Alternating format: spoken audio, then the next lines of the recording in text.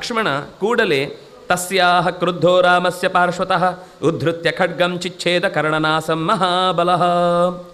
ಅದು ಆ ಶಬ್ದ ಬಳಸುವಾಗಲೂ ಕರ್ಣನಾಸಂ ಮಹಾಬಲಃ, ಒಂದೇ ಏಟಿಗೆ ಎರಡು ಒಟ್ಟಿಗೆ ಹೋಗಿದೆ. ಅದು ಹೀಗಿದ್ದದ್ದು ಕಾಣುತ್ತೆ, ಎರಡು ಒಟ್ಟಿಗೆ.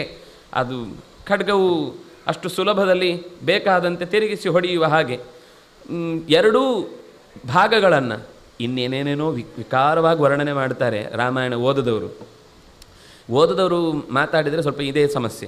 ಸ್ಪಷ್ಟವಾಗಿ ಇಲ್ಲಿ ಕರ್ಣ ಮತ್ತು ನಾಸ ಎರಡನ್ನೇ ಕತ್ತರಿಸಿದ್ರು, ಎದೆಯನ್ನು ಕತ್ತರಿಸಿದರು, ಇನ್ನೇನೇನೋ ವಿಕಾರ ಮಾಡಿದರು. ಹೀಗೆಲ್ಲ ಅದು ರಾಮಾಯಣದ ಕಥೆ ಅಂತೂ ಅಲ್ಲ, ಲಕ್ಷ್ಮಣ ಮಾಡಿದ್ದಂತೂ ಅಲ್ಲ. ಇವರಿಗೆ ಯಾವತ್ತೋ ಕನಸು ಬಿದ್ದದ್ದು, ಅಥವಾ ಇವನು ಯಾವಾಗಲೂ ಲಕ್ಷ್ಮಣನ ಪಾತ್ರ ಮಾಡುವಾಗ ಅವನಿಗಿದ್ದ ಯಾವುದು ತನ್ನ ಮೇಲೆ ಯಾರದ್ದು ಸಿಟ್ಟನ್ನು ಹಾಗೆ ತೋರಿಸಿದ ಅಂತ ಇಟ್ಕೊಳ್ಬೇಕಷ್ಟೇ, ಬಿಟ್ಟರೆ ರಾಮಾಯಣದಲ್ಲಂತೂ ಹಾಗಿಲ್ಲ. ಕೂಡಲೇ ಲಕ್ಷ್ಮಣ ರಾಮನ ಬಳಿಯಲ್ಲಿ ಹಾಗೆ ಗೋಡೆಗೆ ಒರಗಿಸಿದ್ದ ಖಡ್ಗವನ್ನು ಎತ್ತಿಕೊಂಡವನೇ ಒಂದೇ ಕ್ಷಣದಲ್ಲಿ ಬೀಸಿದ್ದರಲ್ಲಿ ಕಿವಿ ಮೂಗು ಎರಡೂ ಕೂಡ ಹಾರಿ ಹೋಯಿತು. ಅದನ್ನು ಒಬ್ಬರು ಯಾರೋ ಹಿರಿಯರು ಹೇಳ್ತಾ ಇದ್ರು ತಮ್ಮ ವಿವರಣೆಯಲ್ಲಿ, ಯಾಕೆ ಹಾಗೆ ಅಂತ.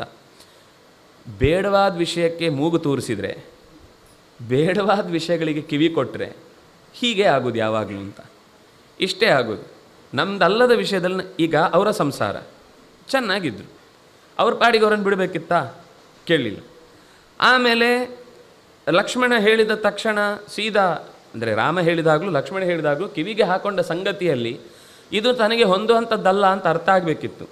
ಬೇಡವಾದದ್ದಕ್ಕೆ ಕಿವಿ ಕೊಟ್ಟರೆ, ಬೇಡವಾದದ್ದಕ್ಕೆ ಮೂಗು ತೋರಿಸಿದರೆ ಯಾವತ್ತೂ ಪರಿಸ್ಥಿತಿ ಇಂಥದ್ದೇ. ಅಂದರೆ ಒಂದು ರಾವಣನ ಮಾತಿಗೆ ಅವಳು ಇಲ್ಲಿ ಬಂದು ನನ್ನ ಅಧಿಕಾರ ಚಲಾಯಿಸಬೇಕು ಅಂತ, ಅದಕ್ಕೆ ಅತಿಮತ್ತ ಅನ್ನೋ ಶಬ್ದವನ್ನು ಬಳಸಿದ ಈ ಕಾರಣಕ್ಕಾಗಿ. ಮದ ಜಾಸ್ತಿ ಆದವರಿಗೆ ಇನ್ನು ಬೇರೆ ರೀತಿಯಿಂದ ಶಿಕ್ಷೆ ಕೊಟ್ಟು ಉಪಯೋಗ ಇಲ್ಲ, ಹೀಗೆ ಶಿಕ್ಷೆ ಕೊಡಬೇಕಾದದ್ದು ಅಂತ ಕೂಡಲೇ ಲಕ್ಷ್ಮಣ ಕಿವಿ ಮೂಗುಗಳನ್ನು ಕತ್ತರಿಸಿದ. ನಿಕೃತ್ತ ಕರ್ಣನಾಸಾತು ವಿಸ್ವರಂ ಚ ಸಾವಿನದ್ಯ ಚ ಯಥಾಗತಂ ಪ್ರದುದ್ರಾವ ಘೋರಾ ಶೂರ್ಪಣಖಾವನಂ. ಕಿವಿ ಮೂಗುಗಳನ್ನು ಕತ್ತರಿಸಿಕೊಂಡವಳು ನೆತ್ತರನ್ನು ಹಾಗೆ ಸುರಿಸುತ್ತಾ, ಇನ್ನು ವಿಕಾರ ಸ್ವರಕ್ಕೆ ಬೇರೆ ವರ್ಣನೆ ಬೇಕಾ?